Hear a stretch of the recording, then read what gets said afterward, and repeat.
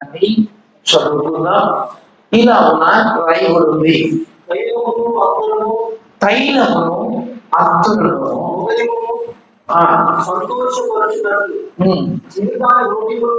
అక్కడ రాయబడిన మాట, తైలము అత్తులు ఏం చేస్తారట? హృదయాన్ని సంతోషపరుచున్నది అంటారు. రెండవ మాట ఏమంటాడంటే, చెలికాని హృదయములో నుండి వచ్చు మధురమైన మాటలు హృదయాన్ని సంతోషపరుస్తాయి అని జ్ఞాని అయిన అద్భుతమైన దైవిక ప్రణాళికలో నిలిచినటువంటి భక్తుడు సొలొమోను మాట్లాడుతున్న మాట ఇది. వాక్యాన్ని మీరు జాగ్రత్తగా వినాలని కోరుచున్నాను. ఇందులో చాలా మంది దైవజనులు ఉన్నారు, విశ్వాస సమాజం కూడా ఉంది. ఈ మాటలు చాలా ప్రశస్తమైన మాటలు. ఇక్కడ దేవుడు మనతో మాట్లాడుతున్నారు అని గ్రహించాలి. నా మాటలు అర్థమవుతున్నాయా? హల్లెలూయా, హల్లెలూయా. అక్కడ రాయబడింది తైలము అని రాయబడింది. రెండవది అత్తరు అని రాయబడింది. అదట హృదయానికి సంతోషాన్ని కలుగు చేస్తుంది అంటాడు. ఈ లైన్ లో 4 మాటలు ఉన్నాయి. ఒకటి తైలం ఉంది, రెండవది అత్తరు ఉంది, మూడవది హృదయం ఉంది, నాలుగవది సంతోషము ఉంది. ఈ 4 మాటలు ఈ ఉదయకాలం మీకు తెలియచేయాలని నేను ఆశపడుతున్నాను. ఈ తైలము అనే ఈ మాటకు బైబిల్ పరిభాషలో ఏంటి అర్థమయ్యా అంటే అభిషేకము అని అర్థం. తైలము అనబడే దానికి అర్థం ఏంటంటే అభిషేకము. ఈ అభిషేకము హృదయానికి సంతోషము అంటాడు. దేవుని అభిషేకం. మనుషులు చాలా చోట్ల, చాలా పరిస్థితుల్లో, చాలా గ్రామాలలో, పట్టణాలలో, దేశాలలో మనిషిని అభిషేకం చేయడం చూస్తారు. మనిషి ఫోటోలకు పాలాభిషేకం అని, నీలాభిషేకం అని, ఇంకా రకరకాలైన అభిషేకాలు చేయటం మనం చూస్తూ ఉంటాం. ఆ అభిషేకాలు ఈ అభిషేకంతో సరి అయినది, సమమైనది కాజాలదు. ఎందుకంటే దేవుని అభిషేకం పైనుండి వచ్చేది. వినాలి, దేవుని అభిషేకం పరిశుద్ధుడైన దేవుని దగ్గర నుండి మానవునికి అనుగ్రహించబడేది. మానవుడు అనబడే మనకు, దైవజనుడు అనబడే మనకు, దైవ సేవలో, దేవుని సంఘంలో, దేవుని పరిశుద్ధమైనటువంటి యాజక రూపంగా ఉన్న మనకు దేవుడు తన అభిషేకాన్ని మనకు అనుగ్రహిస్తున్నాడు. ఈ అభిషేకం ఆయన అంటాడు కదా, తల మీద నుండి, గడ్డం మీద నుండి కారి అహరోను యొక్క జీవితాన్ని గురించి మాట్లాడుతూ అంగీరు అంచు వరకు అంటాడు. దేవునికి స్తోత్రం కలుగును గాక. హల్లెలూయా. అంటే దేవుని అభిషేకం నిండు దేహము పైన. దాని అర్థం ఏంటంటే తల మొదలుకొని అరిపాదము వరకు అనే మాట మనం చూస్తాం. గ్రహించగలగాలి దైవ జనాంగమా. దేవుని అభిషేకం తల మీద మాత్రమే ఉండదు. దేవుని అభిషేకం నడినొత్తి మొదలుకొని అరిపాదము వరకు, నరములలో, ఎముకలలో, కండరాలలో, మూలుగులలో, ప్రతి అవయవ భాగంలో కూడా దేవుని అభిషేకం నిండి ఉంటుంది. ఆమేన్, హల్లెలూయా. ఎప్పుడైతే దేవుని అభిషేకం నిన్ను ఆవరిస్తాడో, దేవుని అభిషేకం నన్ను ఆవరిస్తుందో, దేవుని అభిషేకం మనల్ని ఆవరిస్తుందో, అప్పుడు ఏం జరుగుతుందో అంటే మానవుడు ఇవ్వలేని సంతోషం, లోకం ఇవ్వలేని సంతోషం, వస్తువులు ఇవ్వలేని సంతోషం, డబ్బు ఇవ్వలేని సంతోషం, మాణిక్యాలు ఇవ్వలేని సంతోషం, ఈ లోకంలో ఎవ్వరు ఏది ఇవ్వలేనటువంటి సంతోషం మీ హృదయానికి, మీ జీవితానికి ఆ అభిషేకం అనేది అనుగ్రహిస్తుంది. ఆమేన్. హల్లెలూయా. మీరు వినాలి, ఈ అభిషేకము అనేది మనిషి నుండి మనిషికి వచ్చేది కాదు. ఈ అభిషేకం అనేది దేవుని నుండి మనిషికి అనుగ్రహించబడినటువంటి గొప్ప వరము ఇది. హల్లెలూయా, హల్లెలూయా. ఈ అభిషేకాన్ని మనం అనుభవించాలి. చూడండి, ఉదాహరణకు మనం వండుకున్నది తింటాం అంటే అర్థం ఏమిటంటే దాన్ని మనము అనుభవిస్తున్నాము అని అర్థం. మనం కట్టుకున్న ఇంటిలో వసిస్తున్నాం అంటే అర్థం ఏంటంటే ఆ ఇంటిని అనుభవిస్తున్నాము అని అర్థం. హల్లెలూయా, హల్లెలూయా. ప్రియులారా, మనకు ఒక బైక్, ఒక కారు ఉంది, దాని మీద మనం ప్రయాణం చేస్తున్నాం అంటే దాని అర్థం ఏంటంటే దానిని అనుభవిస్తున్నాము అని అర్థం. ఏదైనా మనం అనుభవిస్తున్న దానిని బట్టి మనకు ఆనందం కలుగుతుంది. ఏమండి, సైకిల్ ఉన్న వానికి బైక్ వచ్చింది అనుకోండి, ఆ బైక్ రాగానే ఆనందం కలుగుతుంది. బైక్ ఉన్న వానికి కారు వచ్చింది అనుకోండి, కారును బట్టి ఆనందం పొందుతూ ఉంటాడు. అవి తాత్కాలికమైనవే, అవి శాశ్వత కాలము ఉండేది కాదు.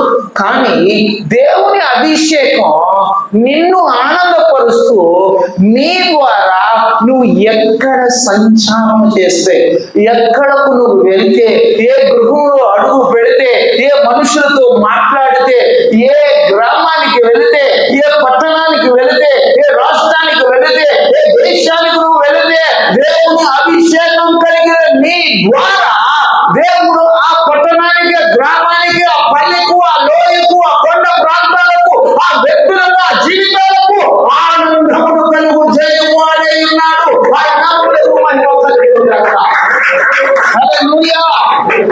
గమనించగలగాలి జనమా, దేవుని అభిషేకం ఒకరి పరిధిలో ఉండేది కాదు, దేవుని అభిషేకం దేవుని పరిధిలో ఉండేది. ఆ అభిషేకాన్ని వెలిచి మనం కొనలేము, కృప ద్వారా మనం అనుభవించాలి. వెలిచి మనము పొందలేము, కృప ద్వారా దానిని మనము అనుభవించాలి. ఆయన కటాక్షమును, ఇందాక దావీదు చెప్పారు కదా, ఆయన దయా దాక్షిణ్యములను బట్టి, ఆయన కనికర కటాక్షములను బట్టి, ఆయన వాత్సల్యతను బట్టి ఆ దైవిక అభిషేకాన్ని మనం అనుభవించాలి. నేను అనుభవించాలి, మీరు అనుభవించాలి. సమృద్ధిగా అభిషేకాన్ని అనుభవిస్తే ఆనందం నీ సొంతం అంత మాత్రం కాదు, నీ ద్వారా సంతోషము లేని జీవితాలకు సంతోషము అనుభవిస్తాడు. ఆమేన్, హల్లెలూయా. ఎందుకు అభిషేకము ద్వారా హృదయానికి, జీవితానికి సంతోషము అనే మాట మనం వింటున్నాం.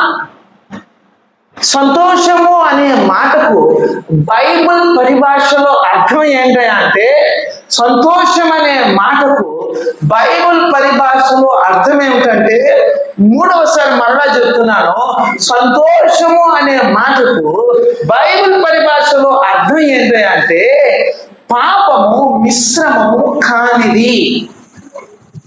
ఏ కోసాన, ఏ పరిస్థితుల్లో, ఏ స్థితిగతుల్లో కూడా సంతోషం అనేది నువ్వు అనుభవిస్తున్నావు అంటే అర్థం ఏంటంటే ఆ సంతోషంలో, దైవిక సంతోషంలో పాపము అనే ఛాయే లేనిది, పాపం అనే ఆలోచనే లేనిది, పాపం అనే దృక్పథమే లేనిది, పాపం అనే తలంపే లేనిది సంతోషం.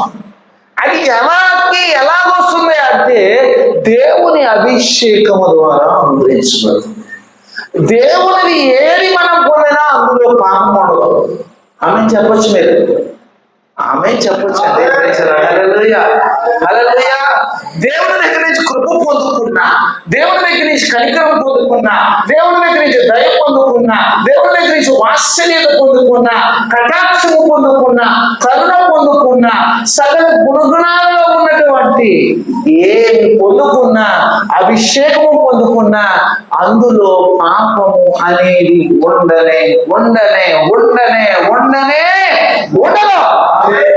హల్లెలూయా. హల్లెలూయా ఆమేన్ చెప్తున్నారు. హల్లెలూయా ప్రైజ్ ది లార్డ్. హల్లెలూయా హల్లెలూయా. దేవుని దగ్గర నుండి వచ్చే దానిలో పాపం ఉండదండి. మనుషుల దగ్గర నుంచి వచ్చేదాంట్లో ప్రతి దానిలో కల్తీ ఉంటుంది, ప్రతి దానిలో పాపం ఉంటుంది. కానీ దేవుని దగ్గర నుండి వచ్చే దానిలో ఎంత మాత్రం కూడా పాపము ఉండదు. అందుకే దేవుని దగ్గర నుండి వచ్చు ఈ అభిషేకం, దైవ అభిషేకం, దేవుని అభిషేకం మనిషిని ఏం చేస్తుందంటే దైవత్వంగా మారుస్తుంది. ఒక్కరే హల్లెలూయా చెప్పారు. హల్లెలూయా హల్లెలూయా. చూడండి, దేవుని దగ్గర నుంచి వచ్చేది మనిషిని మనిషిలా చేయదట, మనిషిని దైవంగా మారుస్తుందట. దేవునికి స్తోత్రం కలుగుగాక. హల్లెలూయా.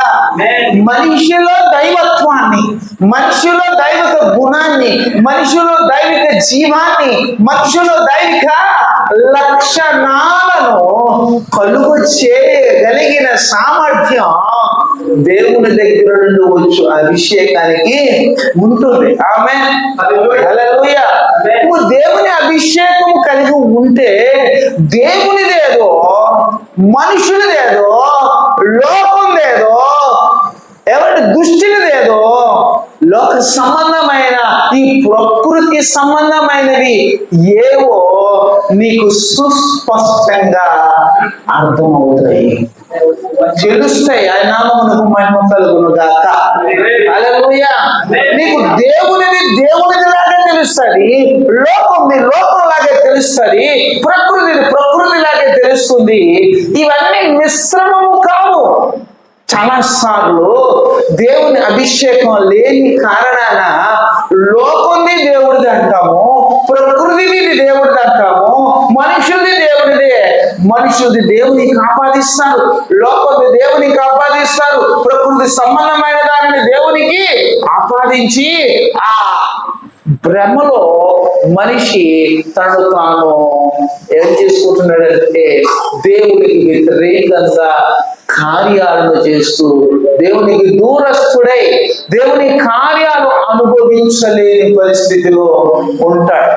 కనుక ఈ రోజు దైవజనుడిగా, ఒక దైవ సేవకురాలిగా, ఒక దేవుని కుటుంబంగా, ఒక దేవుని సంఘంగా మనము అనుభవించవలసింది ఏంటో తెలుసా? దేవుని అభిషేకాన్ని మన జీవితంలో అనుభవించాలి. దేవుని అభిషేకాన్ని మనం అనుభవించాలి.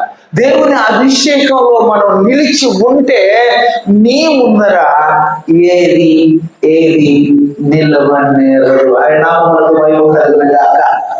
దైవజనుడు చెప్పినట్టుగా ఆయన పాడారు కదా, నువ్వు యేసు నామమును ఉచ్చరిస్తే సాతాను గజగజలాడి వాడు ఏ గ్రామంలో ఉండడానికి వీలు లేకుండా పోతాడు.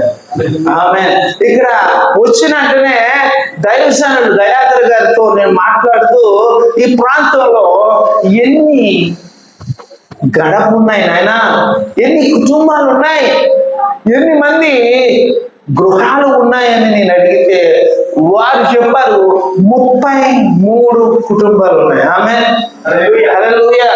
రక్షించబడిన కుటుంబాలు ఎన్ని ఉన్నాయంటే 8 కుటుంబాలు ఉన్నాయన్నారు. హల్లెలూయా హల్లెలూయా.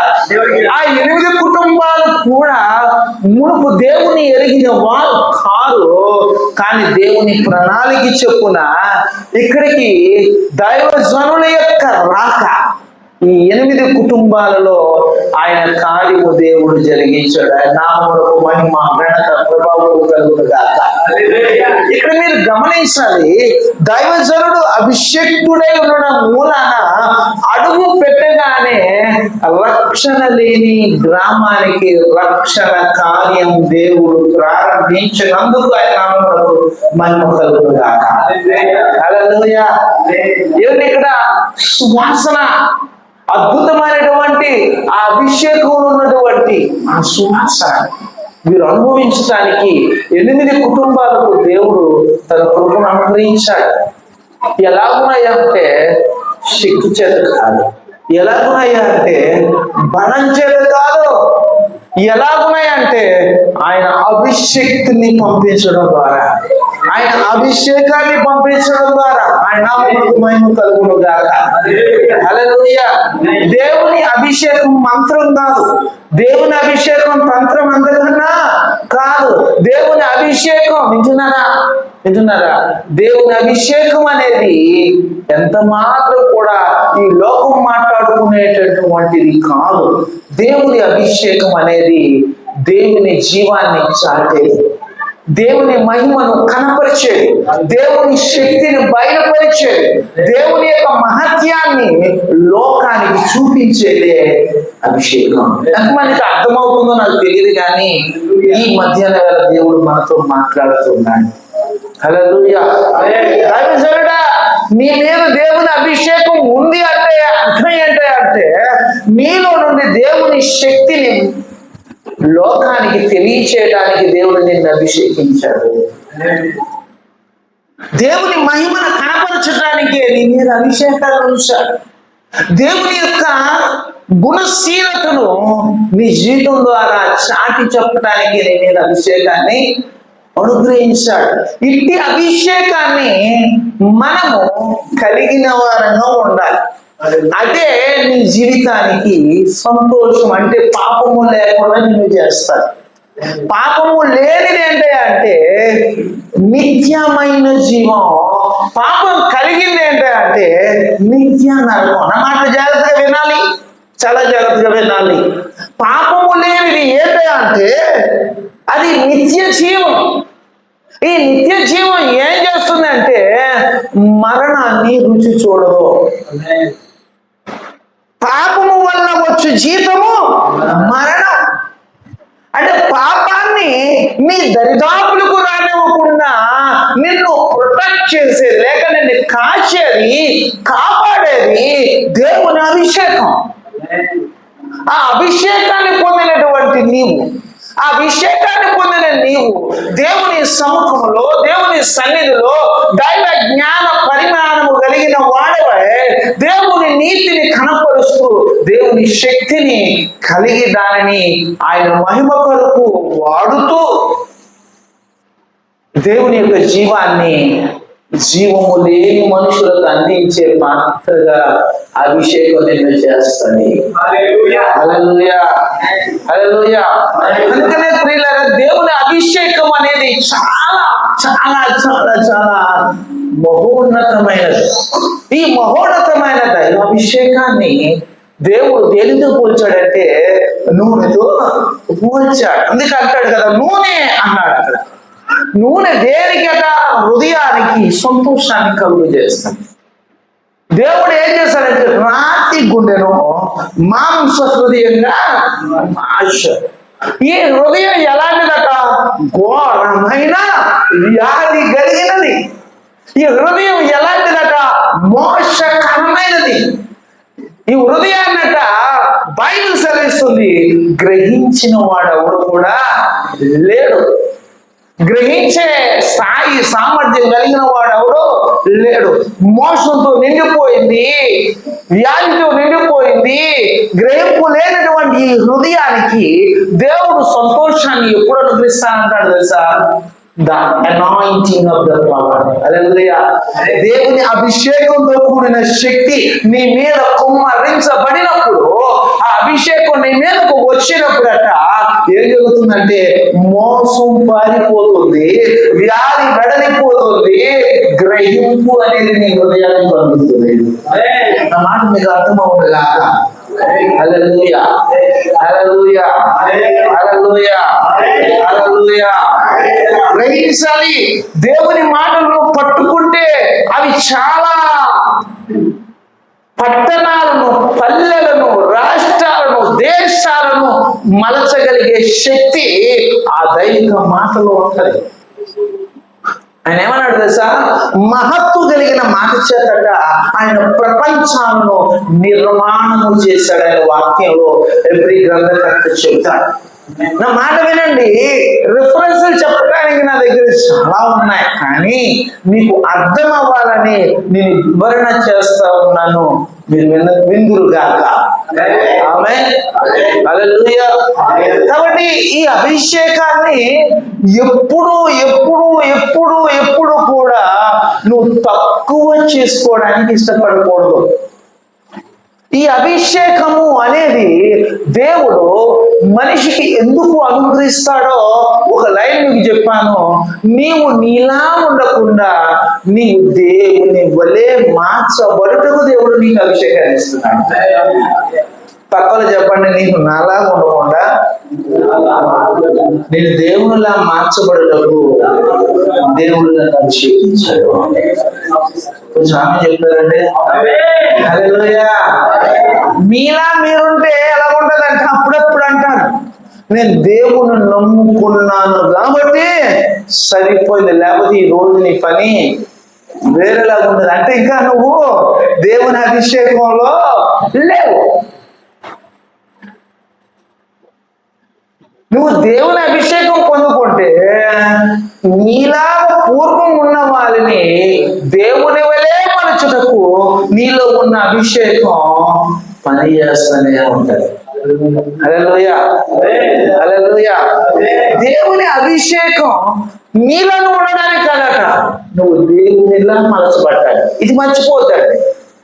ఈ రోజు ఈ మధ్యాహ్న వేళ ఈ మాట నిన్ను పట్టుకోగలిగితే వచ్చు ఏడు మరలా ఒకవేళ నేను ఇక్కడికి వస్తే ఇక్కడ వచ్చిన సేవకులైనా ఇక్కడికి వచ్చిన సంఘ బిడ్డలైనా మీలో ఉన్న అభిషేకం ఆ గుమ్మానికి ఆ గుమ్మానికి ఆ గడపకు ఆ ప్రవాహం వల్లే వెళుతూ ఉన్నప్పుడు నిన్ను గురించి వారు మాట్లాడతారు. ఏమని మాట్లాడతారంటే, ఇందాక దయాకర్ గారు దైవజనులు చెప్పారు కదా, ఇదిగో ఇదిగో ఇదిగో ఇదిగో ఆ మాటలు, ఆ జీవం, ఆ అభిషేకం మమ్మను కూడా తాకి మేము దేవుని దయను పొందుకోవడానికి అర్హులుగా చేయగలిగింది అని చెప్పడానికి ఈ అభిషేకం నీకు నిత్యము నిత్యము నిత్యము అవసరం.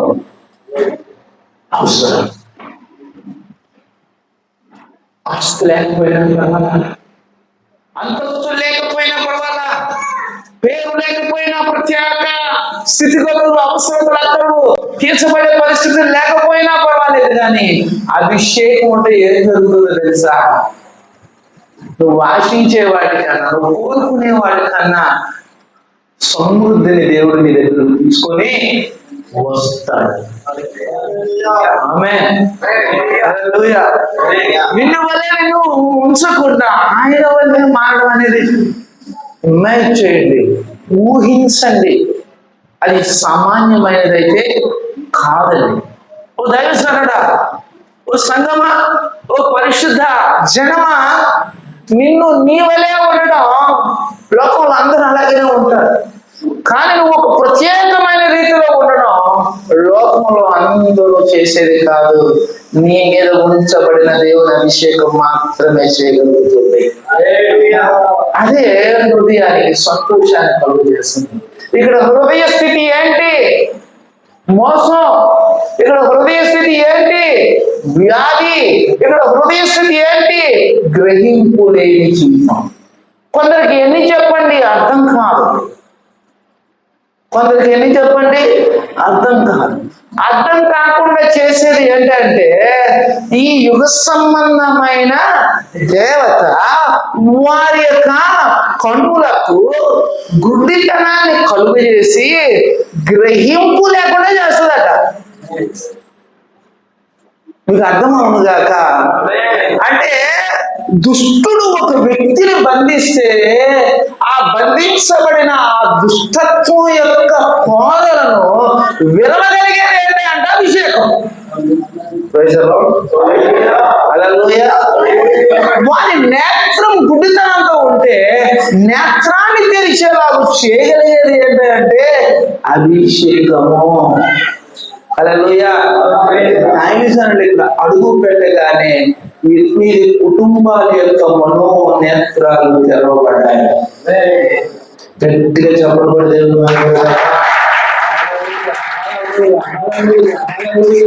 అంటే ఆ దైవజనుని మీద ఉన్న అభిషేకం గుడ్డితనములో ఉన్న వారి కుటుంబాల యొక్క మనోనేత్రాలను తెరవగలిగింది అనడానికి నేను ఎంతగానో సంతోషిస్తున్నాను.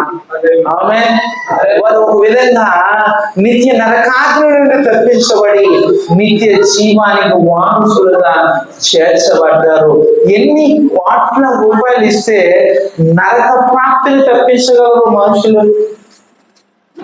నిలువెత్తు బంగారం ఇచ్చిన నరక ప్రాప్తిని తప్పించగలిగే సామర్థ్యం ఆ బంగారానికి లేదు, ఆ వెండికి లేదు, ఆ మనులకు లేవు, మాణిక్యాలకు లేవు. కానీ ఆ యొక్క నరక ప్రాప్తి నుండి తప్పించడానికి దేవుడు వాడుకునేది నీ మీద ఉన్న అభిషేకం. మనమేమనుకుంటామంటే నేను మంచి టాలెంట్ అనుకుంటాం, ఐఎమ్ సో పవర్ఫుల్ అనుకుంటాం. You are not so powerful. నువ్వు ఎంత మాత్రం కూడా శక్తి కలిగిన వాడు, దేవుడు శక్తి కలిగిన వాడు. ఆయన శక్తి అభిషేక రూపాన్ని నీ మీద ఉంది. హల్లెలూయా, హల్లెలూయా. అది మనల్ని నడిపిస్తుంది. అందుకే దేవుని అభిషేకం నువ్వు ఉన్న చోట, ఇక్కడ ఇందాక ఒక మాట అన్నాడు, నీ ఊహించలా, మేము తలంచలా, కానీ ఈ రోజు ఈ రీతిగా మనమందరం ఇలా కూడుకోవడానికి ఇది దేవుడు సంకల్పించింది. ఆమేన్, హల్లెలూయా.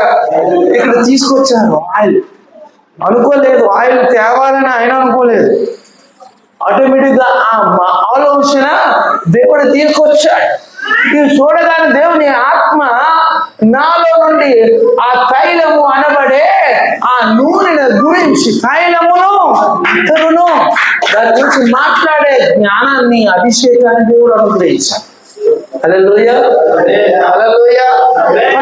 గమనించండి ప్రియులారా, దేవుని అభిషేకం దేవుని దగ్గర నుండి వచ్చేది ఎందుకు అంటే మొట్టమొదటిగా నిన్ను నీలా ఉంచడానికి కాదు, నిన్ను ఆయనలా మార్చడానికి.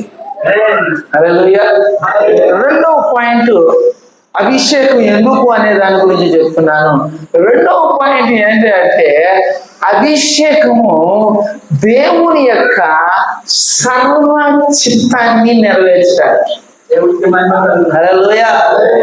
దేనడా దేవుని యొక్క సర్వ చిత్తం అంటే దేవుని యొక్క సంపూర్ణమైన సకల చిత్తాన్ని కూడా నెరవేర్పు చేయడానికి దేవుని అభిషేకం సేవకునికి, సేవకురాలికి, సంఘానికి ఆవశ్యకం. హల్లెలూయా, హల్లెలూయా. ఈ రోజుల్లో విమర్శించాలని కాదు, కానీ ఈ దేవుని అభిషేకాన్ని చాలా మంది ధనానికి, పేరుకి, ప్రఖ్యాతులకు ఒక విధంగా చాలా విచారంతో, చాలా బాధతో మాట్లాడుతూ ఉన్నాను. తాకట్టు పెట్టే పరిస్థితిలోనికి దైవ జనాంగము అని పేరు పెట్టుకొని వస్తున్న పరిస్థితులను బట్టి నేను ఎంతగానో చింతిస్తూ ఉన్నాను. కాకూడదు అట్టి వారంగా మనం ఆమె చేద్దామా? కాకూడదు చేరిన ఈ స్వల్పమైనటువంటి సమూహం, కాకూడదు ఈ దైవ జనాంగ బృందం ఎలా మారాయంటే సావైనా బ్రతుకైనా ఈ దేహం ముందు ఆయన మహిమ మాత్రమే కనబడాలి. హల్లెలూయా. నా బ్రతుకు మూలంగా అయినా సరే, నా చావు మూలంగానైనా సరే, ఈ నా దేహమందు, ఈ నా జీవితమందు, ఈ నా బ్రతుకు యందు ఆయన మహిమ మాత్రమే ప్రత్యక్షపరచబడాలి. ఆయన ఎచ్చవలసి ఉన్నది, నేను తగ్గవలసి ఉన్నది. ఆయన నామమునకు మహిమ కలుగును గాక. ఆయన హెచ్చవలసి ఉన్నది, నేను తగ్గవలసి ఉన్నది. ఆయన మహిమ మహిమ మహిమ వెంబడి మహిమ మహిమ వెంబడి మహిమ గ్రామము నుండి గ్రామానికి, పట్టణము నుండి పట్టణానికి, రాష్ట్రము నుండి రాష్ట్రానికి, దేశము నుండి దేశానికి ప్రవహించులాగున ఆ అభిషేకం నీ మీద నిలిచి ఆయన నామములకు మహిమకరంగా ఉండాలి. అలా జీవించటానికే దేవుడు దీన్ని అనుకుంటున్నాడు. అలా జీవించటానికే దేవుడు నిన్ను కనికరించాడు, ఉజ్జీవించాడు. ఇలాగున వాడబడిన వాళ్ళు ఎవరైనా ఉన్నారా అని యోచిస్తే ఒకసారి చూడండి, భక్త దావీదుల గురించి మాట్లాడుతూ ఇలాగ అంటాడు. కీర్తన గ్రంథంలో 89వ అధ్యాయం 19వ వచనంలో ఇలా రాయబడి ఉంది. చదువుతారా ఎవరైనా?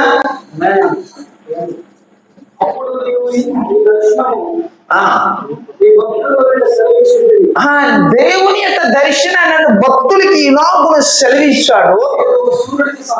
ఎవరట? అభిషేకము పొందిన వాడు ఎవడంటే సూర్యుడట. దేవునికి స్తోత్రం కలుగును గాక. హల్లెలూయా. ఇక్కడ మీరందరూ కూడా హైలీ ఎడ్యుకేటెడ్స్ కాకపోవచ్చు, అత్యున్నతమైన చదువును వేదాంత విద్యను అభ్యసించకపోవచ్చు, అయినను దేవుడు ఎన్నిక చేస్తే, దేవుడు ఏర్పాటు చేస్తే, దేవుడు పిలుచుకుంటే, దేవుడు సూర్యుడు ఒకసారి నిన్ను అంటే నీ స్థితిని, గతిని, నీ చదువుని, నీ యొక్క ఎత్తును, నీ యొక్క బలాన్ని, నీ యొక్క యోచనను బట్టి కాదు కానీ ఆయన కృపను బట్టి ఆయన నామమునకు స్తోత్రము కలుగును గాక. హల్లెలూయా. ఆయన ఏమన్నాడంటే నేను ఒక సూర్యుడును కనుగొన్నాను అంటాడు. ఆయనే కనుగొన్నాడు నిన్ను. ఈ రోజు ఇంత లోపలికి ఇంత సుదీర్ఘమైనటువంటి ప్రయాణం చేసి ఇన్ని పల్లెలు పట్టణాలు దాటి ఈ మారుమూల అడవి ప్రాంతంలో ఉన్న ఈ గ్రామానికి దేవుడు తీసుకువచ్చాడు అంటే ఇక్కడ ఆయన కావలసిన వారిని సూర్యులుగా చేయబోతా ఉన్నాడు. హల్లెలూయా. హల్లెలూయా. దేవుడు ఒకరిని సూర్యుడు చేస్తే ఎవరు వారి ముందు నిలవలేరండి. ఆయన అంటాడు కదా, ఏమంటాడు? నేను ఒక సూర్యుడిని చదువున్నాడు, నేను ఒక సహాయము చేశాను. వారు ఎవరట? ప్రజలలో నుండి ఏర్పరచబడిన ఒకరిని నేను హెచ్చిస్తున్నాను అన్నాడు. దేవునికి స్తోత్రం కలుగును గాక. చూడండి, సూర్యుడు అనబడే ఆ వ్యక్తి, ఆ లేక హెచ్చించబడడానికి దేవుడు నిర్ణయించిన వ్యక్తిని దేవుడు ఏం చేశాడంటే తైలముతో అభిషేకించాడని రాయబడి ఉంది. ఆ కింద వచ్చిన చదువున్నాడు, నా సేవకుడైనా నేను కనుగొన్నాను, నా పరిశుద్ధ తైలముతో నేను అతన్ని అభిషేకించాను. చెప్పలు కూడా దేవుడు అభిషేకించిన వాడంటే ఎలా ఉంటాడంటే ఆ కింద రాయబడింది, శాశ్వత కాలము నుండి శాశ్వత కాలము వరకు అతని సింహాసనాన్ని దేవుడు స్థిరపరుస్తాడంట. హల్లెలూయా. అంటే నాన్న, నీ కొరకు దేవుడు ఎంచిన లేక దేవుడు ఏర్పాటు చేసిన ఒక సింహాసనం ఉంది. ఆ సింహాసనం ఎలాంటిది అంటే, సింహాసనం దేనికి సాదృశ్యం అంటే అథారిటీకి సాదృశ్యం, అధికారానికి సాదృశ్యం. ఇక్కడ ఈ కుర్చీ, రాజకీయ నాయకులు కుర్చీకి ఎందుకు వెళ్తారు? పవర్ గురించి, అధికారం గురించి వెళ్తారు. వారి పవర్ ఎన్ని సంవత్సరాలు? Just 5 years. అంటే కేవలము 5 సంవత్సరాలే. కానీ దేవుడు సూర్యుడిగా ఎంచుకొని, దేవుడు నిన్ను కనుగొని ఆయన తైలముతో నిన్ను అభిషేకం చేస్తే నీ అథారిటీ ఎంతకాలమో తెలుసా? శాశ్వత కాలము నుండి శాశ్వత కాలము వరకు. చెప్పబడదావా? ఈ లోకంలో మనుషులకు అధికారం వస్తే దేని చేస్తారంటే ఈ భూ సంబంధమైన వాటి కొరకు వాడతారు. కానీ దేవుడు ఇచ్చిన అభిషేకం ఎలాంటిది అంటే మనుషులకు కనబడిన వాటి మీద కూడా నువ్వు అధికారం చేస్తావు. ఆయన నామమునకు మహిమ కలుగును గాక. చీకటి శక్తులు మనుషులకు కనబడవు, మాంత్రిక తాంత్రిక శక్తులు మనుషులకు కనబడవు. మనిషిని పీడిస్తున్నటువంటి పాపము, శాపము, బంధకాలు మనుషులకు కనబడవు. వాటి మీద అధికారం ఎవరుకుంటుంది అంటే అభిషేకం పొందిన నీకే ఉంటుంది, అభిషేకం పొందిన నీకే ఉంటుంది, అభిషేకం పొందిన నీకే నీకే నీకే నాకే మనకే సంగమునకే ఉంటుందని దేవుడు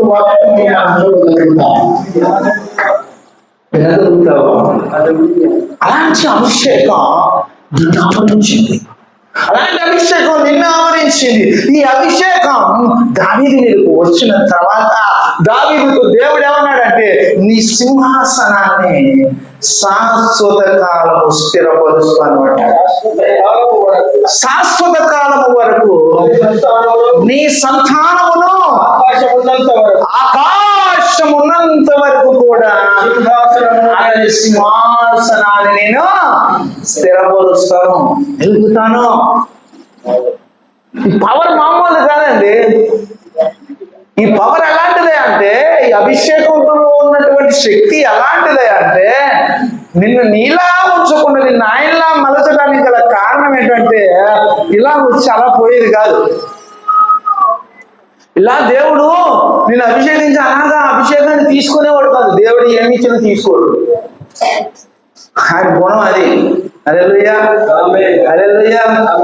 నీకు ఏ తలాంతు ఇచ్చినా దేవుడు మళ్ళా తీసుకోడు. నేను నిజం చెప్తున్నాను. దేవుడు మనకు అనుగ్రహించిన అభిషేకపు తలాంతుల్లో ఏది ఇచ్చినా కూడా దేవుడు మరలా రిటర్న్ తీసుకునేవాడు కాదు. దాన్ని కాపాడుకోవలసింది పోగొట్టుకునే పరిస్థితి అయినా కాపాడుకునే పరిస్థితి అయినా నీ మీద ఆధారపడి ఉంటుంది. హల్లెలూయా. గ్రహింపు హృదయం కలిగిన తర్వాత చేయవలసినవి ఉంటాయి, చేయకూడని ఉంటాయి. నడవలసినవి ఉంటాయి, నడవకూడని ఉంటాయి. యోచించవలసినవి ఉంటాయి, యోచించకూడని ఉంటాయి. ఏమండి, ఏది చేయాలో ఏది చేయకూడదో ఇందాక చెప్పాను, అది దేవుడి అభిషేకానికి తెలుస్తుంది. గ్రహింపు లేని హృదయానికి గ్రహింపు వస్తుంది అన్నాను అంటే అర్థం ఏంటి? వివేచించే మనస్సును దేవుడు అనుగ్రహిస్తాడు. నాకు తెలీదు అనే మాట రానివాడు దేవుడు. హల్లెలూయా. కనుక ఈరోజు దేవుని అభిషేకం పొందడానికి నువ్వు ఇష్టపడితే మనుషులకు కనిపించలేనిది ఎదుట వాటి మీద శాసించే అథారిటీ, అధికారము దేవుడిచ్చిన అభిషేకం ద్వారా నువ్వు పొందుతావు. హల్లెలూయా. ఈ అభిషేకాన్ని పొదువు చేసుకోక ఆవశ్యకమైతే అభిషేకం కొరకు గంటలు దేవుని సన్నిధిలో గడుపు. ప్రభువుతో సహవాసం చేయి, ప్రభువుతో గడుపు, ప్రభు సన్నిధిని ఆస్వాదించు, ప్రభు బలాన్ని తీసుకోవడానికి ఇష్టపడు, ప్రభు యొక్క అంతరంగికుగా అద్భుతమైనటువంటి ఆ సుగుణాలను అనుభవించడానికి ఇష్టపడు. ఏం జరుగుతుందో తెలుసా? నువ్వు ఎప్పుడు ఊహించలేని కార్యాలను దేవుడు నీ వల్ల జరిగిస్తాడు. హల్లెలూయా. నేను దీన్ని ఏమంటాను తెలుసా? సాహసోపేత కార్యాలు సాహసం లేని నాలో నుండి నీలో నుండి దేవుడు జరిగిస్తాడు. హల్లెలూయా. ఎంత అర్థమవుతుందో నాకు తెలియదు, కానీ ఇక్కడ ఆయన అభిషేకం నా మీద నుంచి నన్ను నడిపిస్తున్న విధానాన్ని బట్టి నేను ఎంతగానో దేవుని స్తుతిస్తా ఉన్నాను. నేను పరవశుడనే ఆనందిస్తా ఉన్నాను. హల్లెలూయా, హల్లెలూయా. గమనించగలగాలి, ఈ అభిషేకం మనుషులకు తెలియనటువంటివి, మనుషుల కన్నులకు కనిపించలేని ఈ దురాత్మ అంధకార శక్తులను ఏమండి అణిచివేయటానికి, ఏమండి అణగద్రొక్కటానికి, ఇంకా మాట్లాడితే లయపరచడానికి దేవుడు నీకు అధికారాన్ని ఇస్తున్నాడు. ఒకసారి ఆ మాట చూస్తారా? మనం పోరాడినది మనుషులతో కాదట. ఎఫెసీయులకు రాసిన పత్రిక 6వ అధ్యాయం 12వ వచనం చదువుతారా? అనగా మనం పోరాడేదట శరీరంతో కాదట. అక్కడ చూడండి, ప్రధానులు చూడండి. ఈ లోకంలో అధికారం పొందిన వాళ్ళకి ప్రధానులు ఎవరో తెలియదు. ఈ లోకంలో రాజ్యాలు వెళ్ళేవారు ఉన్నారు, ఎవరు ప్రధానులో తెలియదు. అధికారులు ఉన్నారట, ఆ అధికారం చేసేవారు ఎవరు? ప్రస్తుత అంధకార సంబంధమైన లోకనాథులు ఉన్నారు. ఆకాశ మండలములు దురాత్మల సమూహముతో పోరాడడానికి కావాల్సిందే అభిషేకం. ఒకలాగా చెప్పేటండి.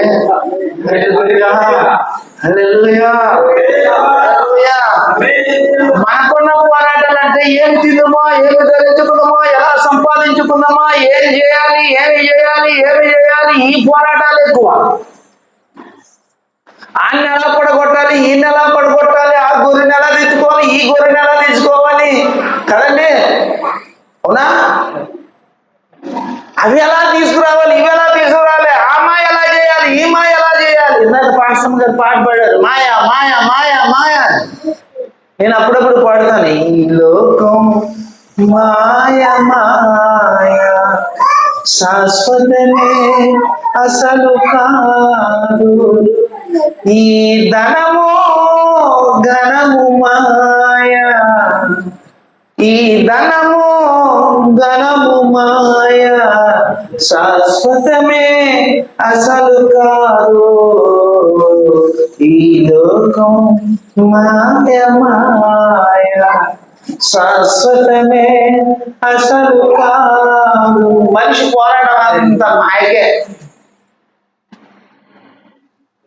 మన కళ్ళ ముందు పంచపక్షి పరమాన్నాలు అబ్బా తినడానికి ఎంత ఇంపుగా కనబడుతుందో, ఆ పంచపక్ష పరమాన్నాలు ఈ యొక్క మాయా లోకంలో జీవిస్తున్న ఈ మురికి డొక్కలోకి వెళ్ళేసరికి ఏమో అర్థమవుతుందని ఆ మాట. అర్థమైందండి?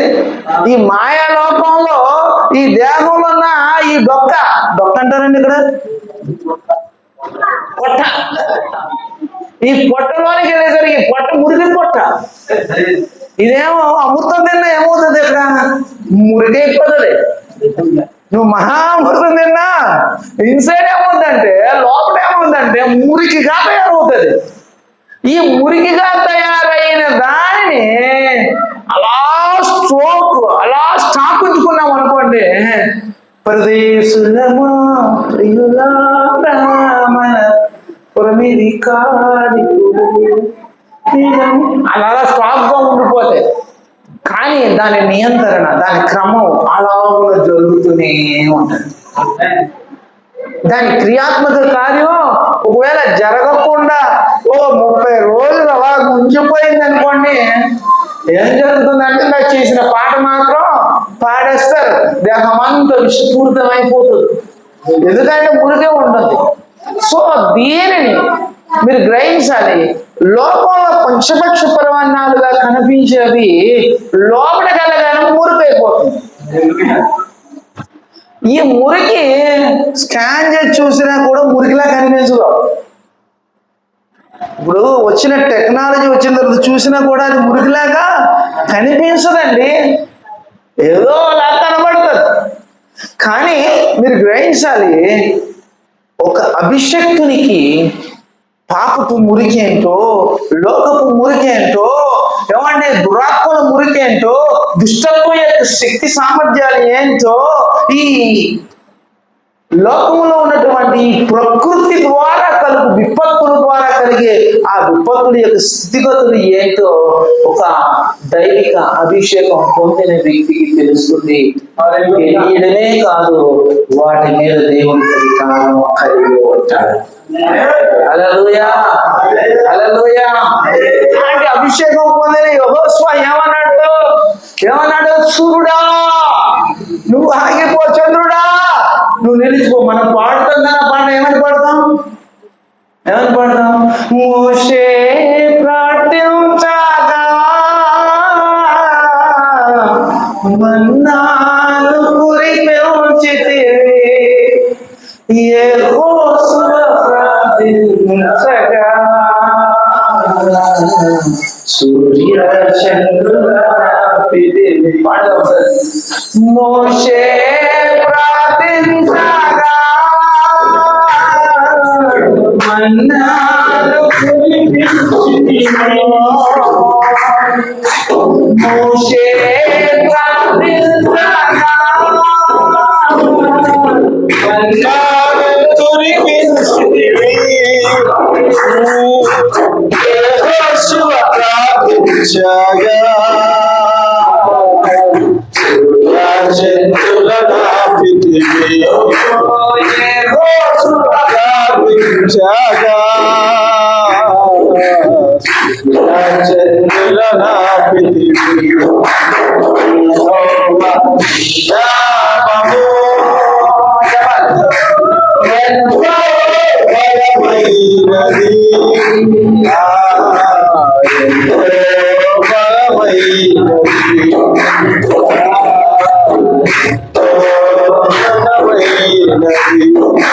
సరసాలలో వేసిన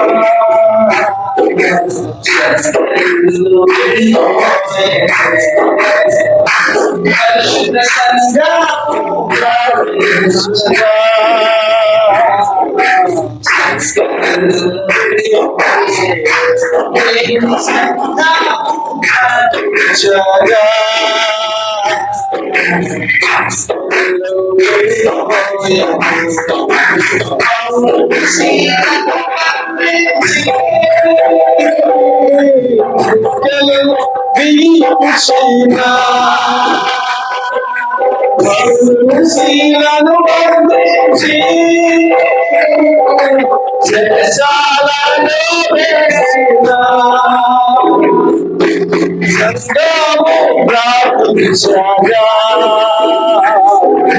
సంఖ్యలో విడిపోయి ప్రార్థించగా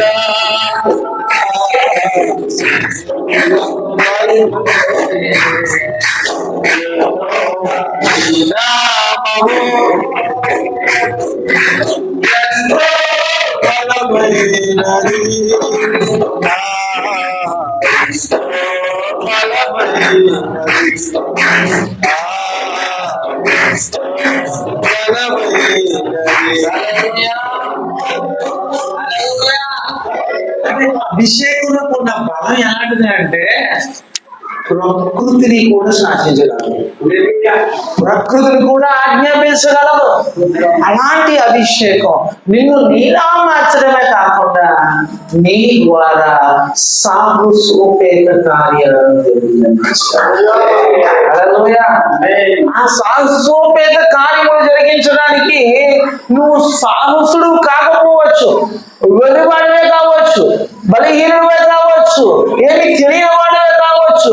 కానీ దేవుడు నేను ఎన్నుకుంటే మాత్రం ఎర్రి వారిని కూడా, అజ్ఞానులు కూడా, ఎన్నిక లేని వారిని కూడా అనేకులు సిగ్గుపరచుడుగా వారిని బలవంతులుగా, శక్తిమంతులుగా, ఎన్నిక కలిగిన వారిగా దేవుడు ఆయన ఇచ్చిన అభిషేకం ద్వారా రుజువుపరుస్తారని వాక్యం రాయబడింది. కనుకనే ఈ దినం ప్రియులారా చేరి కూడి వచ్చిన సేవకు జనమా, పరిశుద్ధ సంఘమా, నీవైనా నేనైనా దేవుని అభిషేకాన్ని మనం కలిగి ఉండాలి. ఆ అభిషేకానికి ఏమవ్వాలి అంటే లోపడిపోవాలి. అభిషేకానికి నిన్ను నువ్వు అప్పగించేసుకోవాలి, అభిషేకానికి నిన్ను నువ్వు సమర్పణ చేసుకోవాలి, అభిషేకపు కాడికి మాత్రం ఉండాలి. ఆమె చెప్పాలి. ఈ అభిషేకం కింద ఉంటే ఏం జరుగుతుందో తెలుసా? నీ జీవితానికి ఏమండి మార్గాలన్నీ దేవుడే ఏర్పాటు చేస్తాడు. యేసుక్రీస్తు ప్రభువు వారు మోషేని గురించి చెప్తాడు. ఒకసారి చూస్తారా? 103వ కీర్తన 103వ కీర్తన 10వ వచనం 10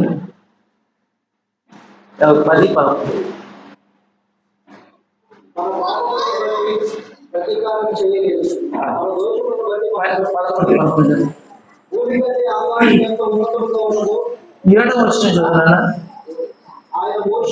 ఆయన మోషేకు తన మార్గములను తెలియజేసును, ఇశ్రాయేలు వంశస్థులకు. హల్లెలూయా. దేవుడు అంటే మోషేకు మార్గాన్ని తెలియజేశాడట. ఎలా మార్గం తెలియజేశాడు తెలుసా? మనుషులందరికీ ఎవరికి కూడా ఎర్ర సముద్రంలో త్రోవ ఉన్నట్టు కనబడలా. ఎవరు కనబడింది? మొదట దేవుని కనబడింది. దేవుడికి ఎందుకు కనబడింది? దేవుడు నిత్యాభిషేక్తుడు. ఆమె హల్లెలూయా. అభిషేకాన్ని ఎవరి మీద ఉంచాడు? మోషే మీద ఉంచాడు. మోషే మీద ఉన్నాడు కదా, మోషేకి చెప్పాడు, మోషే నువ్వు కూడా చూడు సముద్రంలో మార్గం. అన్నాడు. చూసిన తర్వాత వీళ్ళు భయానికి భయపడ్డా మోషే వీళ్ళు చేసే శ్రేష్ఠులకు చూడలా ఏం చేశాడంటే సముద్రం దగ్గరికి వెళ్ళాడు, కారణ జాతీయుడు కొట్టాడు, మార్గాన్ని తీశాడు కనుక ఎక్కడ కొడితే మార్గం వస్తుందో అక్కడ కొట్టాడు. హల్లెలూయా. ఎక్కడ కొడితే సంఘం స్థాపించబడతాడో అక్కడే కొడతాడు అభిషేకుడు. నా మాట అర్థమైనంత ఎవరిని కొట్టాలో అన్నీ కొడతాడు. దుష్టిని కొడతాడు, దుష్ట క్రియను కొడతాడు, దుష్ట ఆలోచనలు కొడతాడు. మనం చూసాం కదా, ఎవరితో పోరాడతాం? వాడితో పోరాడి వాడిని ఓడించి దేవుని రాజ్యాన్ని స్థాపించేవాడు అభిషేకుడు. కనుక ఈ ప్రశస్త వేళలో దేవుని అభిషేకం ఎందుకు రా బాబు హృదయానికి సంతోషం అంటే ఆ అభిషేకంలో పాపము అనేది మిశ్రమము కాదు, పాపం విమోచన చేసేది కాదు. కనుకనే దేవుని అభిషేకం హృదయానికి సంతోషం పుట్టిస్తుంది. చెప్పడానికి బోల్డ్ సంగతులు ఉన్నాయి. సమయం అయిపోయింది.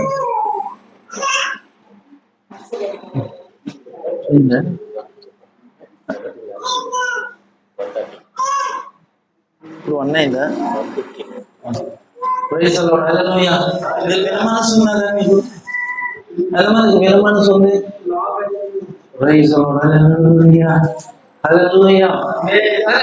మొదటిదిగా నిన్ను నీలా ఉంచడానికి కాదు, నిన్ను ఆయనలా మార్చడానికి. రెండవదిగా నీ ద్వారా సాగు సోపేద కార్యములు జరిగించడానికి, అనగా దేవుని పరిపూర్ణమైన చిత్తాన్ని నెరవేర్చడానికి. ఆమె అసలు ఆ దైవ చిత్తం ఏంటి అని యోచిస్తే దేవుని చిత్తం నాశనం ఆపేదే దేవుని చిత్తం. దేవుని చిత్తం పాడు కాకుండా ఉంచేది. పాడు చేయడం దేవుని చిత్తం కాదు, పాడైన దాన్ని బాగు చేయడం దేవుని చిత్తం. నా మాట మీకు అర్థమవుతుంది కాక, పాడైన దాన్ని బాగు చేయడమే దేవుని చిత్తం. పాడైన జీవితాన్ని, పాడైన గ్రామాన్ని, పాడైన పట్టణాన్ని, పాడైన దేశాలను బాగు చేయగలిగే సామర్థ్యం దేవుని చిత్తం. ఆ దేవుని చిత్తం ఎందు మీద ఉంటుందంటే అభిషేకం ఆ దేవుని చిత్తాన్ని జరిగిస్తాను.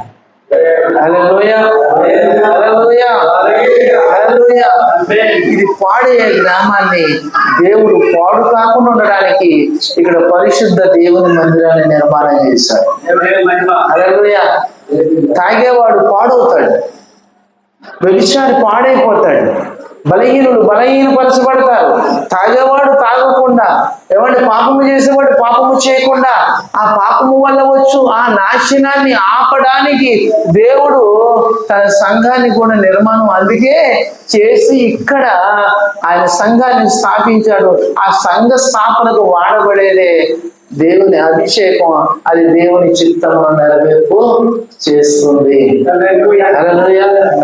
అది పాడు కాకుండా కాపాడేది, నాశనం కాకుండా కాపాడేది, ఏమండి ప్రతి విధమైన దైవిక విరుద్ధమైన దానిని జరగనివ్వకుండా చేసేది దేవుని చిత్తం. ఆ చిత్తం అభిషేకంలో ఉంది. అది దేవుడు మన ద్వారా జరిగించాలని ఆశపడుతున్నాడు. మూడవది చెప్పి నేను ముగించేస్తాను. మూడవది దేవుని అభిషేకంలో ఉన్న మహోన్నతమైన అత్యున్నతమైన గుణగానం ఏంటంటే దేవుని అభిషేకం ఎవరి ద్వారా చెప్పించుకోదు. హలో, దేవుని అభిషేకం ఎవరి ద్వారా చెప్పేటట్లు చేయదు. దేవుని అభిషేకం ఇతరులను గుణపరిచేది, ఇతరులను బలపరిచేది, ఇతరులను ఉజ్జీవపరిచేది, ఇతరులను ఏమో లేపేది. దేవుని సోదరం పరిశుద్ధ గ్రంథంలో ఒకసారి యోహాను రాసినటువంటి మొదటి పత్రిక 2వ అధ్యాయం 27-28 వచనాలు కలిసి ఉంటాయి. చదువుతారు. అయితే ఆయన దేవుని వలన పొందిన అభిషేకం మీలో నిలిచిన ఎడల ఎవడు కూడా మీకు బోధింపనవసరం లేదు. ఆయన అభిషేకము సత్యమే గాని అబద్ధము అది అన్నింటి గురించి మీకు బోధిస్తున్నారు. చెప్పండి కూడా దేవుని మనకు బోధిస్తారా? అది అన్నింటి గురించి మీకు బోధిస్తుంది. అంటే దేవుని అభిషేకం వాళ్ళు చెప్తారు, వీళ్ళు చెప్తారు, వాళ్ళు చెప్తారు అనేది కాదట. ఆయన అభిషేకం నీకు బోధ చేస్తే ఉంటారు. హల్లెలూయా. ఆయన అభిషేకం నీకు బోధిస్తూనే ఉంటుంది. అభిషేకం రావటం వల్ల ఏం చేస్తావంటే నీ మదిలో నువ్వు ఎప్పుడు యోచించలేని మాటలు మదిలో పుట్టిస్తాడు. నీ హృదయంలో ఎప్పుడు పుట్టించలేని మాటలు నీ హృదయంలో పుట్టిస్తాడు. ఏం జరుగుతుందంటే ఆ మాట అద్భుతాన్ని జరిగిస్తాడు. హల్లెలూయా, హల్లెలూయా. కనుకనే ఈ అభిషేకం పొందిన నేను, ఈ అభిషేకం పొందిన మనం ఎవరి చోటు చెప్పించుకోవడానికి కాదు, దేవుడు చెప్పినట్లు చేయటానికి. ఆమేన్, హల్లెలూయా. కనుక ఈ 3 మాటలు విన్నారు కదా, నిన్ను నీలా ఉంచడానికి కాదు, నిన్ను దేవుళ్ళ మార్చడానికి. రెండవది దేవుని చిత్తాన్ని జరిగించడానికి. ఆ దేవుని చిత్తం ఎలాగైనా సాహసోపేత కార్యములను జరిగించే అధికారాన్ని దేవుడు నీకు ఇచ్చాడని చెప్పడానికి. మూడవదిగా నువ్వు ఎవరి చేత చెప్పించుకోవడానికి కనుక నీ మూలంగా లోకానికి సత్య సువార్త ప్రకటించడానికి. హల్లెలూయా. నశించుచున్న వారికి ఏమంటే నాశనం కాకుండా ఉండు నిమిత్తము దేవుని సర్వ సత్యాన్ని ప్రకటించడానికి ఈ అభిషేకం నేను బోధిస్తూనే ఉంటాను. ఆమేన్, హల్లెలూయా. చూడండి, ఈ అభిషేకం ఎరగని వారికంటే ఎర్రితనంగా కనబడుతుందట. ఎరిగిన మనకంటే ఏమవుతుందట, అది దేవుని మహా శక్తిలా కనబడుతుందంట. కనుకనే ఈ రోజు ఈ మధ్యాహ్నం వేళలో సేవకుడా నీ మీద ఉన్న అభిషేకాన్ని కోల్పోక, సేవకురాలా నీ మీద ఉన్న అభిషేకాన్ని కోల్పోక, సంగమా నీ మీద ఉన్న అభిషేకాన్ని నువ్వు కోల్పోకూడదు. అందుకే నీ తలకు నూనె ఆయన అంటాడు. ఆమేన్, హల్లెలూయా. ఇలా కూడా కీర్తనలో మనం కంఠస్థ చేస్తాం కదా, ఏంటంటే ఏమంటాడండి, నీ మీద ఆయన తలకు నూనె అంటాడు. ఆ తర్వాత ఏమైంది ఆయన తలకు నూనె అంటిన తర్వాత ఏమైంది రాయకుండా ఉంది. అప్పుడు ఏమన్నారు, నా గిన్నె నిండి పొర్లొచ్చు ఉన్నది. ఆ తర్వాత ఏమైంది అంటే ఆ నూనె ఎప్పుడైతే అభిషేకం ఆయన మీదకు వచ్చిందో ఈయన గిన్నె నిండి పొర్లిందట. అంటే ఆ జీవితానికి ఆనందం, సంతోషం వచ్చింది. ఈ గిన్నె అనే మాట యేసుప్రభు కూడా వాడతాడు. తండ్రి నీ చిత్తమైతే ఈ గిన్నెను నా దగ్గర నుంచి, ఆ గిన్నె వేరు. నూనె అంటబడిన తర్వాత, అభిషేకించబడిన తర్వాత ఇది పొంగి పొర్లుతుందట. ఆమె దేవుని మహిమ, దేవుని సంతోషం, దేవుని ఆనందం పొంగి పొర్లు తర్వాత కింద రాయకుండా ఏమంటారంటే నా గిన్నె నిండి పొర్లుచున్నది.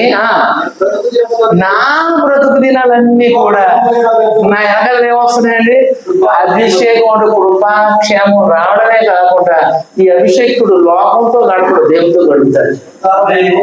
ఆమె నేను ఎక్కడ ఉంటానంటే దేవుని మందిరంలో ఉంటాను, దేవుని సన్నిధిలో ఉంటాను. ఇప్పుడు పాస్టర్లు అందరూ బిజీయే, సేవకులందరూ, చిన్నోళ్ళు పెద్దోళ్ళు అందరూ కూడా brother I'm so busy brother అంటారు. ఎక్కడ బిజీరా బాబు అంటే బిజీ వర్ణించలేము.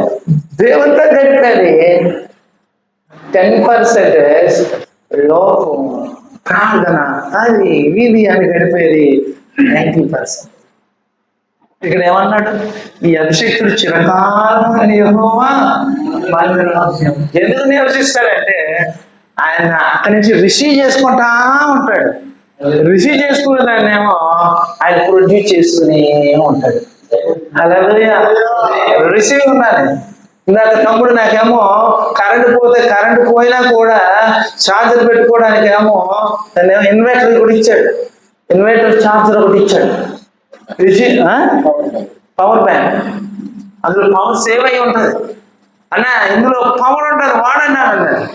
సో దేనికైనా మీ ఫోన్కి రీఛార్జ్ ఎంత? ఫోన్ ఛార్జింగ్ ఫోన్ ఛార్జింగ్ లేకపోతే అబ్బబ్బా అది డెడ్ అయిపోయింది అనుకోండి, మనోడు యాతన ఎలాగుంటుందంటే మామూలుగా ఉండదు అసలు. లైఫ్ లో సగం కోల్పోయిన వాళ్ళకి అయిపోతారు.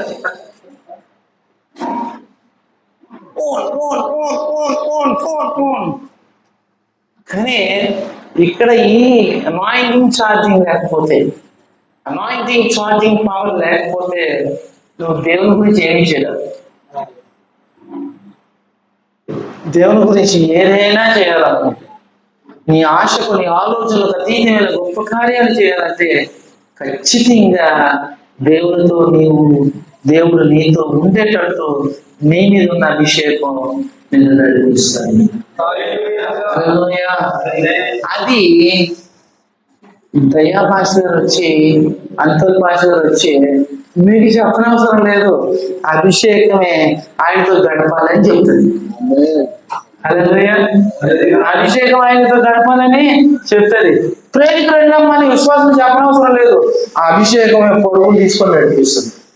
ఈ రోజున విశ్వాస సమాజం ఎలా తయారైందంటే, ప్రార్థన ఉందంటే వాళ్ళు పాడతారట, మా ఇంట్లో పని అవ్వలేదండి, మా ఇంట్లో ఇంకా సరిగా లేదండి, ఇంకా టైం ఉంది కదండి. కొందరైతే మహా పరమ భక్తులు ఎలా వస్తారంటే, ఏమంటే వాక్యం టైం కోసం కూర్చుంటారు, ముందు నుంచి ఉండరు. ఆ వాక్యం చెప్పేవారు ఎవరు మనిషిని చూసి, వ్యక్తిని చూసి, సేవకుని చూసి వస్తారు. సేవకుని చూసి రాకూడదు, అభిషేకాన్ని చూసి రావాలి, దేవుణ్ణి చూసి రావాలి, దేవుని శక్తిని చూసి రావాలి. దేవుని స్తోత్రం కనుకనే ప్రియులారా, ఈ రోజు దేవుడు మనతో మాట్లాడుతున్న మాట మూడవదిగా, ఆయన అభిషేకం మనతో ఎప్పటికప్పుడు మాట్లాడుతూనే బోధిస్తూనే ఉంటుంది. ఇతరుల చేత బోధించినట్టు చేసేది కాదు. ఎలా ఉన్నా దేవునితో గడపాలి, ఎలా ఉన్నా దేవునితో జీవించాలి, ఎలా ఉన్నా దేవుని కొరకు బ్రతకాలి, ఎలా దేవుని కొరకు నడవాలి, ఎలా దేవుని కొరకు ఆశ్చర్య రీతిగా ఇతరులను జీవింపు చేయాలి అనేది బోధించేదే దేవుని యొక్క అభిషేకం. ఇలాంటి అభిషేకం కలిగి ఉంటేనే నీ హృదయానికి సంతోషం.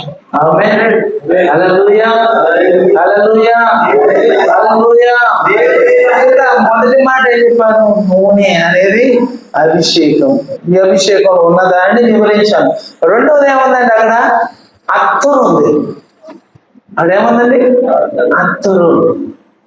ఈ అత్తరులు నూతన నిబంధన గ్రంథంలో, పాత నిబంధన గ్రంథంలో చాలా దిక్కులు వాడబడినట్టుగా మనం చూస్తాం. ఈ అత్తరు దేవుడు యేసుక్రీస్తు ప్రభుల మీద ఏం చేశారు? మగ్దలేని మరియా అత్తరు గుడ్డును పగలగొట్టి ఆయన తల మీద వేసి, ఆమె అది అచ్చ జటమాంసి అని రాయబడి ఉంటుంది. హల్లెలూయా. అది మన హిమాలయాల్లో పెద్ద వనాలు ఉంటే, ఆ వనాల్లో ఎక్కడో ఒక చెట్టు ఉంటది. ఆ చెట్టులో ఎత్తరు పూసేది 7 సంవత్సరాలకు 12 సంవత్సరాలకు ఒక పూత వస్తుంది. ఆ పూతలో నుండి తీయబడింది అత్తరు. వనమంతట్లో ఒకటి ఉంటుంది, అది చాలా ఖరీదు. అలాంటి అత్తరు పుట్టును అంటే, ఆ అత్తరు భౌతికంగా చెప్పాను, అది ఆధ్యాత్మికంగా ఆత్మ సంబంధంగా ఏంటయ్యా అత్తరు అంటే, నీ మీద ఉన్న అభిషేకం అది ఒక ప్రవాహంగా, ఒక సువాసనగా, ఒక శక్తిగా నీకు తెలియకుండానే ఆ సువాసన వెదజల్లబడుతూనే ఉంటుంది. యేసుక్రీస్తు అభిషేకుడని రాయబడింది. క్రీస్తు అంటే అర్థం ఏంటి? అభిషేకుడు. ఆయన కింద అభిషేకం ఉంది. ఆయన ఎక్కడ పుట్టాడు? బెత్లెహేములో పుట్టాడు. బెత్లెహేములో పుట్టి యూదయ సమరియా ప్రాంతంలో దేవుని రాజ్య సంబంధమైన కార్యాలు ఈరోజు ప్రపంచమంతటా జరగడానికి గల కారణం ఏంటంటే ఆయన అభిషేకములో ఉన్న సువాసన. హల్లెలూయా, హల్లెలూయా. ఈ అభిషేకంలో ఉన్న సువాసన భక్త పౌలు మాట్లాడుతూ ఏమన్నాడు తెలుసా? చూడండి ఒకసారి కొరింథీయులకు రాసిన 2వ పత్రిక 2వ అధ్యాయం 14వ వచనం అనుకుంటాను, చూద్దాం.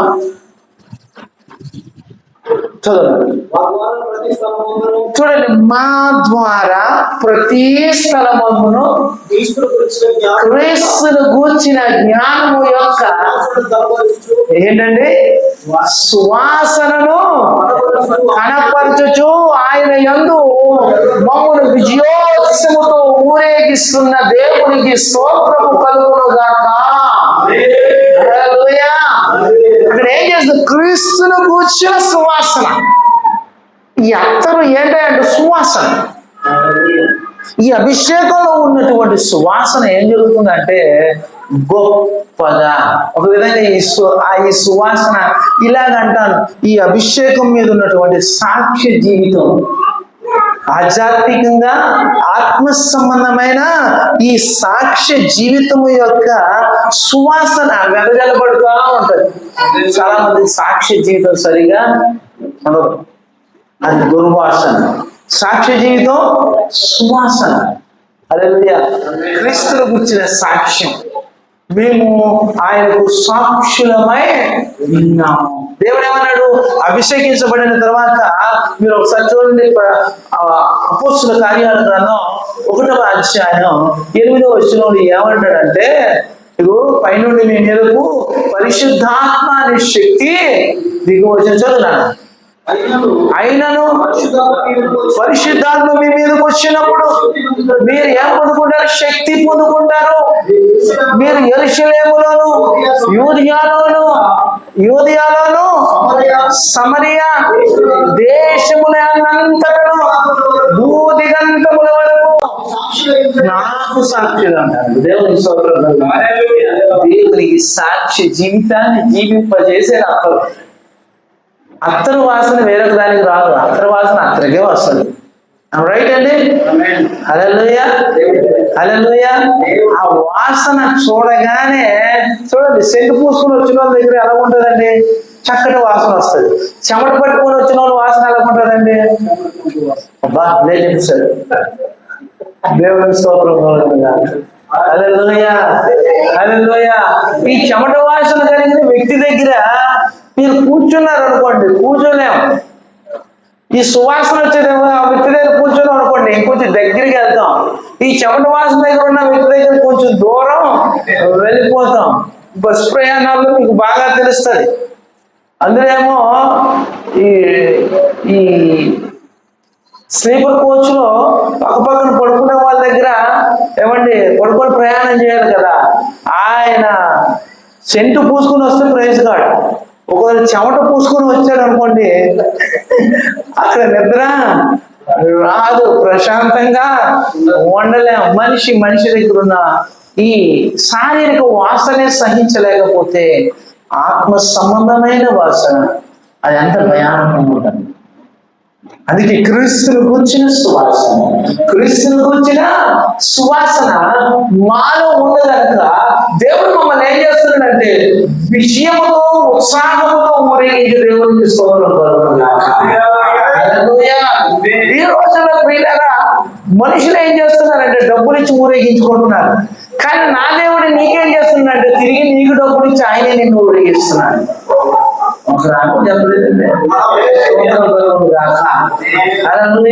నిన్ను పోషిస్తున్నాడు, నిన్ను బలపరుస్తున్నాడు, నిన్ను దీవిస్తున్నాడు, నిన్ను ఆశీర్వదిస్తున్నాడు.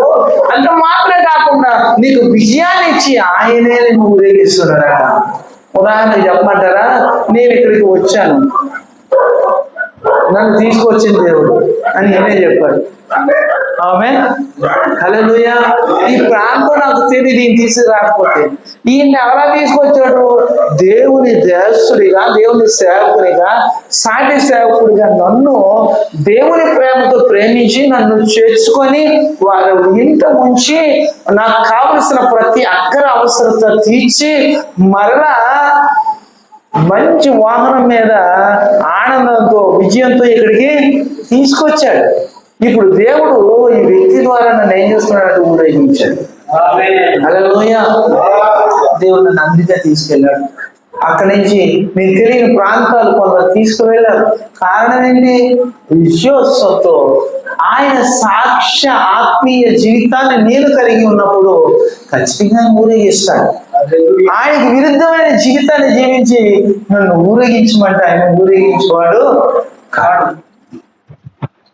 అందుకనే మనం గ్రహించాలి, ఆయన కొరకు జీవిస్తున్న ఈ జీవం, ఈ అత్తరు, ఈ సువాసన, ఈ ఆత్మీయ జీవితంలో సాక్ష్యం కాపాడుకోవాలి. నీ సాక్ష్యం ఒకరిని బ్రతికించాలి. నీ సాక్ష్యం పెదజల్లబడాలి. నువ్వు సాక్ష్యం ఒక దగ్గర ఒక్కలాగా నువ్వు చెప్పిన తర్వాత ఆ సాక్ష్యాన్ని 10 మంది నీ గురించి ఇంకొక పట్టణంలో, ఇంకో ప్రాంతంలో, ఇంకో పల్లెలో, ఇంకో లోయలో, ఇంకో కొండలో మాట్లాడుతూ ఉంటే అదే అత్తరు సువాసన అండి. ఈ రోజులో ఈ అత్తరు లేదు. ఆమె అంత యూట్యూబ్ మహిమే. హల్లెలూయా. ఈ అత్తరు వాసన కావాలి. హల్లెలూయా. కనుక ప్రియులారా, దేవుని యొక్క మహిమను అభిషేకం నుంచి కనపరిచే వారంగా ఉండాలి కానీ, సాక్షి జీవితం ద్వారా కనపరిచే వారంగా ఉండాలి కానీ, లౌకిక భౌతిక వనరులను ఉపయోగించుకొని అదే సాక్షి జీవితం అనకూడదు.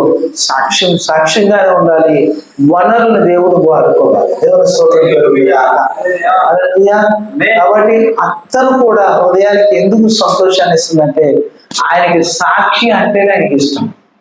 హల్లెలూయా. బైబిల్లో ఏమంటాడంటే ఇతడు దేవునికి సత్య సాక్షి అట. ఆమె సాక్షి అట. సత్యం అంటే వాక్యమునకు సాక్షి అంటే అర్థం ఏంటి? వాక్యం వేరే లేదబ్బా, వాక్యమే ఈయన జీవితంలో ఉంది అని అర్థమైందండి. హల్లెలూయా. ఈయన సత్య సాక్షి అంటే సత్యం అనగా వాక్యం. నీ వాక్యమే సత్యం.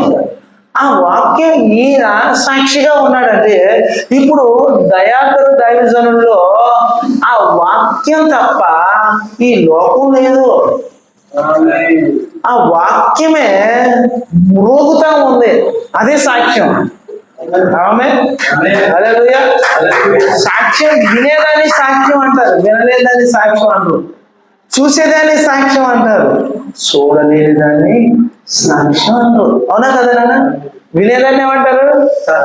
చూసేదాన్ని ఏమంటారు? సాక్ష్యం అంటారు. ఇప్పుడు నేను ముట్టుకున్నాను, సాక్ష్యం అంటే చూసేది, వినేది, తాకేది సాక్ష్యం అని బైబిల్ సెలవిస్తుంది. ఈ వినేది ఏంటంటే దేవుడు వినివాడు, ఆమె దేవుడు చూచేవాడు, దేవుడు స్పర్శించేవాడు, విట్నెస్, అదే సాక్ష్యం. ఇప్పుడు ఇందులో ఈయనని చేస్తున్నాడు, ఆయన హృదయంలో బాధలు ఉన్నాయి, ఆయన కనిపించదా, ఈయన కనబడుతూ ఉంది. ఆమె హల్లెలూయా. ఆ హృదయాన్ని ఆయన తాకలేకపోతున్నాడు, ఆ హృదయాన్ని ఈయన తాకుతూ ఉన్నాడు. హల్లెలూయా. హల్లెలూయా. హల్లెలూయా. ఈ చెప్పింది ఆయన ఒక్కలాగా వినబడుతూ ఉంది, కానీ దేవుడు చెప్పింది ఆయన వినబడి దాన్ని విడబడి చెప్తా ఉంటాడు. ఇది సాధ్యం. ఈరోజు ఇది కావాలి కదా, ఇది కావాలి కదా. ఒక దైవజనుడికి చెప్పకముందే సమస్య తెలియాల, హృదయంలో భాష తెలియాల. బాధ హృదయంలో అయితే మనిషి అయ్యో పాపం అంటారు. ఏమంటారండి? మళ్ళీ తల మీద పాపాన్ని అభిషేకం చేస్తారు. అయ్యో ఓడేంటి, అయ్యో బాధ ఎక్కడా? ఈ బాధ పోవాలంటే మనిషి ఇక్కడ చేయేస్తే పోదు. దేవుడు హృదయాలను నిమిరేవాడు ఉన్నాడు. అందుకే అత్తరు ఏం చేసిందంటే హృదయానికి సంతోషం ఇచ్చింది. ఈ వ్యక్తిలో సత్య సాక్షిగా ఉంటే ఏం జరుగుతుంది అంటే హృదయాలను శాంతించిన మనం అప్పుడప్పుడు పాడుతూ ఉంటాం, గుండె చెదరిన వారిని బాగు చేయు వాడని, గుండె చెదరిన వారిని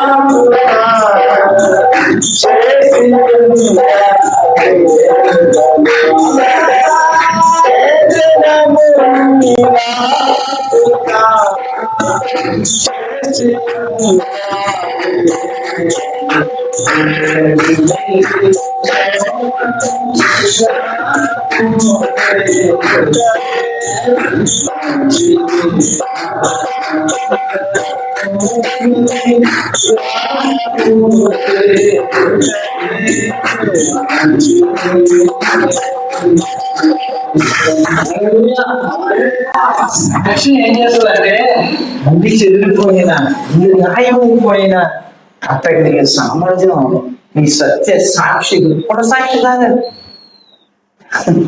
పుట సాక్షులు కాదు, సత్య సాక్షులై ఉండాలి, దైవ సాక్షులై ఉండాలి, పరిశుద్ధమైన దేవునికి సాక్షి జీవితం కలిగిన వారమై ఉండాలి.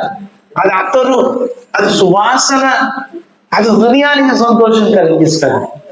ఆమె ఇంకా ఈ రెండు హృదయమునకు సంతోషము పుట్టించే అద్భుతమైన వనరు, పరిశుద్ధమైన వనరు దేవుని అభిషేకం.